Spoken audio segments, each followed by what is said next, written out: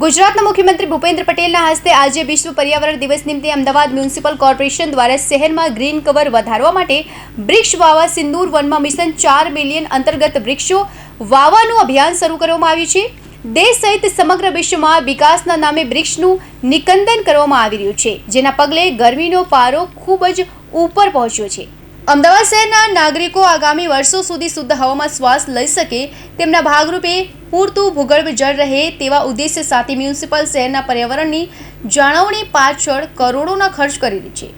એક તરફ હવાનું પ્રદૂષણ ઘટાડવામાં અમદાવાદ છેલ્લા 4 વર્ષમાં મહત્વની કામગીરી કરી શક્યું છે। શહેરમાં વૃક્ષારોપણ દ્વારા ગ્રીન કવર વધારવાના મામલે ખુદ વડાપ્રધાને અમદાવાદના વખાણ કર્યા છે, તો બેંગ્લોર જેવી સ્થિતિ અટકાવવા શહેરના ભૂગર્ભ જળને ઉપર લાવવા માટે મ્યુનિસિપલ દ્વારા વર્ષે 100 કરોડથી વધારેની રકમ ખર્ચ કરવામાં આવી રહી છે। પર્યાવરણ દિવસ નિમિત્તે મ્યુનિસિપલ 4 મિલિયન ટ્રી મિશનની શરૂઆત કરવામાં આવી છે।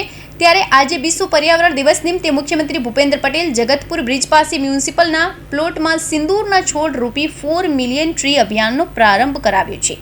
ઓપરેશન સિંદૂરને પગલે મ્યુનિસિપલ દ્વારા સિંદૂર વન બનાવવાનું આયોજન કરાયું છે, જેના પગલે અમદાવાદ પાલિકા મેયર વિગતવાર માહિતી આપી છે। મુખ્યમંત્રી શ્રી ભૂપેન્દ્રભાઈ પટેલજીના વરહસ્તે સિંદૂર વનનું શુભારંભ કરવામાં આવ્યું।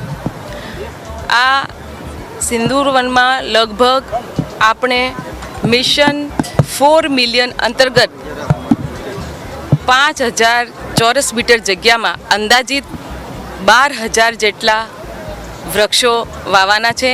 એમાં મિયાવાકી પદ્ધતિ દ્વારા વૃક્ષોનું વૃક્ષારોપણ કરવામાં આવશે અને આ ઓક્સિજન પાર્કમાં લગભગ સિંદૂર વન 551 જેટલા વૃક્ષોનું અહીંયા વૃક્ષારોપણ કરવામાં આવ્યું છે।